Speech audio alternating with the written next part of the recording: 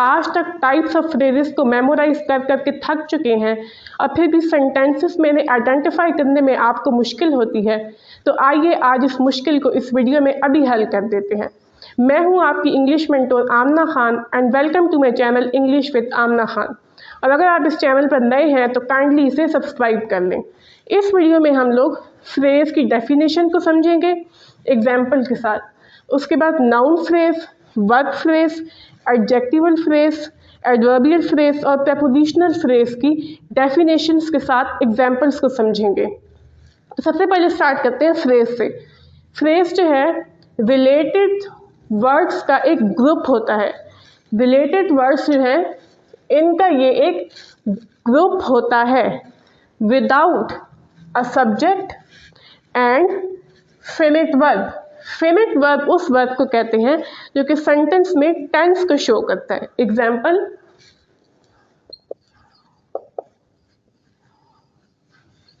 Ali place और Ali place the cricket, इसमें जो प्लेस है वो प्रेजेंट टेंस को शो कर रहा है।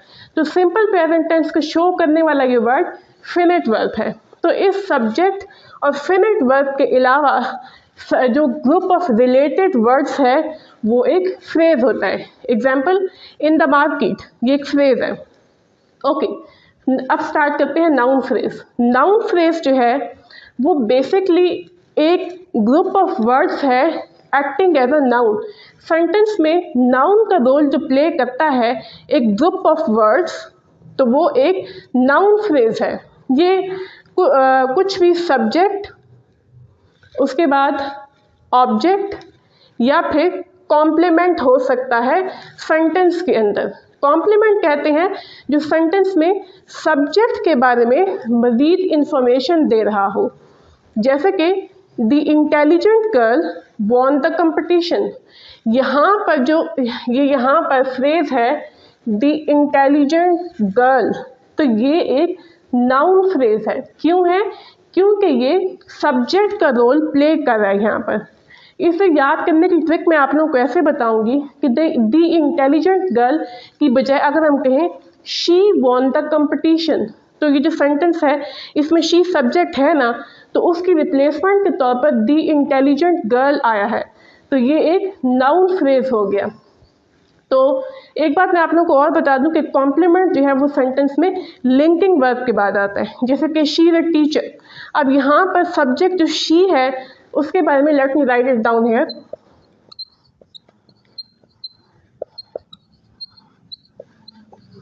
तो यहाँ पर ये जो टीचर है ये एक कॉम्प्लीमेंट है और ये लिंकिंग वर्ब के बाद आ रहा है, सब्जेक्ट के बारे में मज़ीद इंफॉर्मेशन दे रहा है। और ये जो कॉम्प्लीमेंट का रोल प्ले करता है सेंटेंस के अंदर उसे कहते हैं नाउन फ्रेज, यानी कॉम्प्लीमेंट के तौर पर अगर नाउन फ्रेज आ जाए तो। Okay, moving ahead to verb phrase. अब वर्ब फ्रेज क्या होता है? ये सिंपली जो है मेन वर्ब के साथ एक या एक से ज़्यादा helping verbs, main verb okay and उसके साथ एक या एक से ज़्यादा हेल्पिंग वर्ब्स जो हैं उनका जो ग्रुप है, तो वो सेंटेंस में उसे वर्ब फ्रेज कहेंगे। अब यहाँ पर मेन वर्ब और हेल्पिंग वर्ब क्या होते हैं? मेन वर्ब जो है वो उस वर्ब को कहते हैं जो सेंटेंस को मेन मीनिंग देता है, जो मेन एक्शन को डिनोट करता है। जैसे कि ओके एग्जाम्पल बाद में, पहले हम हेल्पिंग वर्ब देख लेते हैं।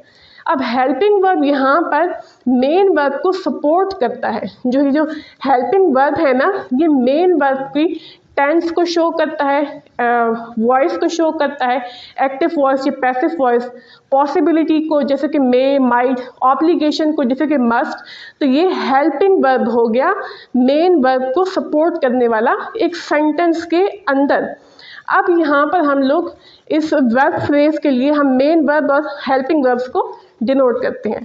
स्टडीइंग, ये क्या है? मेन वर्ब है, उनके मेन एक्शन शो कर रहा है। हैज़ बिन, अब ये है दो हेल्पिंग वर्ब्स सेंटेंस के अंदर। तो ये जो हेल्पिंग वर्ब्स हैं क्योंकि ये मेन वर्ब को सपोर्ट कर रहे हैं, इनके बगैर सेंटेंस नहीं बनेगा। ओके, तो ये जो पूरा फ्रेज है ना, ये पूरा फ्रेज वर्ब फ्रेज है। Okay, helping verb along with one और more, sorry main verb along with one और मोर हेल्पिंग वर्ब्स। ओके, यहाँ तक आप लोगों ने फ्रेज, नाउन फ्रेज और वर्ब फ्रेज को समझ लिया। अब हम आगे बढ़ते हैं एडजेक्टिवल फ्रेज की तरफ। ये क्या होता है?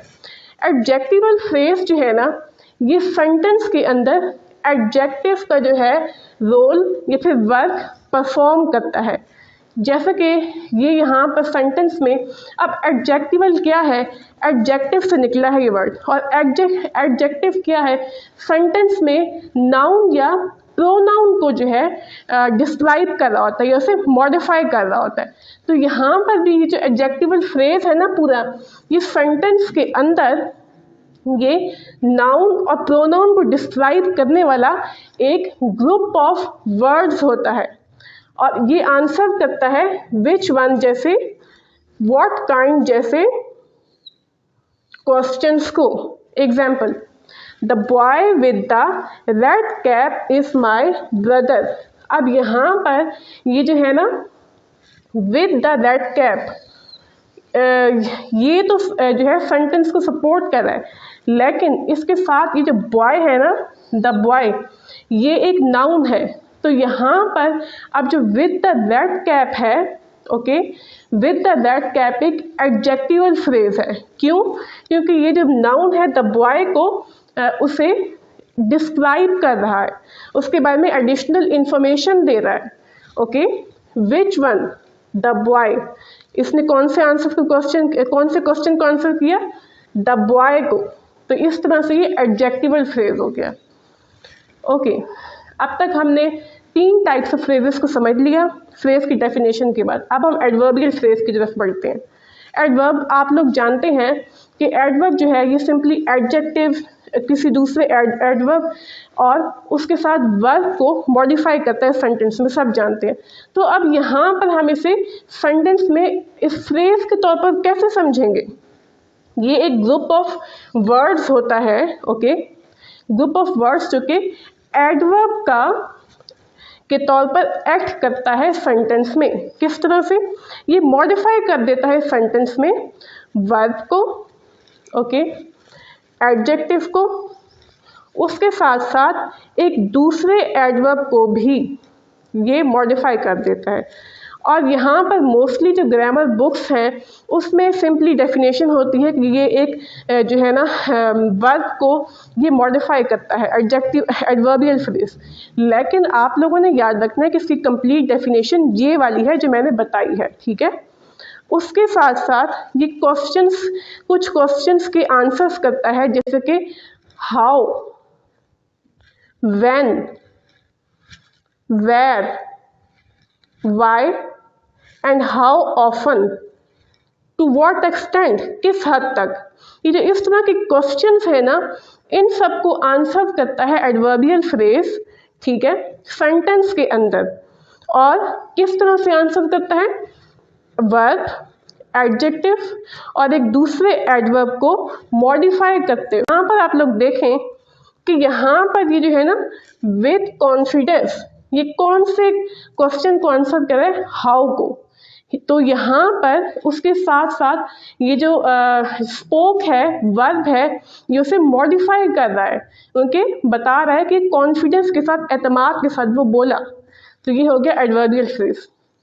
अच्छा, अब इसके साथ साथ मैं एक चीज़ ऐड करना चाहूँगी यहाँ पर कि ये जो एडजेक्टिवल और एडवर्बियल फ्रेजेस है ना, इसमें ये जो फ्रेज है with the red cap, okay, with confidence, तो ये फ्रेजेस स्ट्रक्चरली तो ये होंगे प्रेपोजिशनल फ्रेज, क्योंकि इसमें सेंटेंस से विद और यहाँ पर भी विद के साथ स्टार्ट हुए, ठीक है। तो यहाँ पर या फिर इन द मार्केट, तो इस तरह के जो फ्रेजेस हैं उनका स्ट्रक्चर तो प्रेपोजिशनल फ्रेज वाला होता है, आप लोगों ने ये याद रखना है। लेकिन फंक्शनली वो क्या है? एडवर्बियल या एडजेक्टिवल फ्रेज, वो फंक्शन प्ले कर रहे होते हैं इन दोनों फ्रेजेस का। तो ये मेन बहुत इंपॉर्टेंट कॉन्सेप्ट है। Okay, last one, prepositional phrase. अब तक हमने 4 टाइप्स ऑफ फ्रेजेस समझ ली हैं। अब हम लोग आगे प्रेपोजिशनल फ्रेज को समझेंगे। प्रेपोजिशनल फ्रेज सिंपली वो फ्रेज होता है जो कि एक प्रेपोजिशन के साथ स्टार्ट हो रहा होता है। ओके, प्रेपोजिशन आप लोग जानते हैं कि वो सेंटेंस में जो है एक रिलेशनशिप शो करता है एक वर्ड का जो है नाउन का दूसरे वर्ड्स के साथ, ठीक है। तो यहाँ पर प्रेपोजिशनल फ्रेज जो है ये कौन सा फ्रेज है, प्रेपोजिशन से स्टार्ट करने वाला। The book is on the table, the book is on the table में ऑन द टेबल जो है वो एक प्रेपोजिशनल फ्रेज है। क्यों है, क्योंकि ये स्टार्ट हो रहा है प्रेपोजिशन के साथ, तो इस तरह से ये सेंटेंस में प्रेपोजिशनल होगा। यहाँ तक आप लोगों का कोई भी क्वेश्चन हो तो लाजमी मुझसे कमेंट सेक्शन में पूछ लीजिए। वीडियो पसंद आई हो या आपको वीडियो की समझ आई हो तो इस वीडियो को लाइक और शेयर कर दें। और अगर आप लोग चाहते हैं कि मैं एडवांस टाइप्स ऑफ फ्रेजेस जैसे कि participle phrase, infinitive phrase, Geraint phrase, इस तरह के दूसरे फ्रेजेस पर भी एक वीडियो बनाऊँ तो आप लोग कमेंट सेक्शन में पार्ट 2 लिख दीजिए। उसके साथ साथ मेरे चैनल को सब्सक्राइब कर लें। Thank you so much.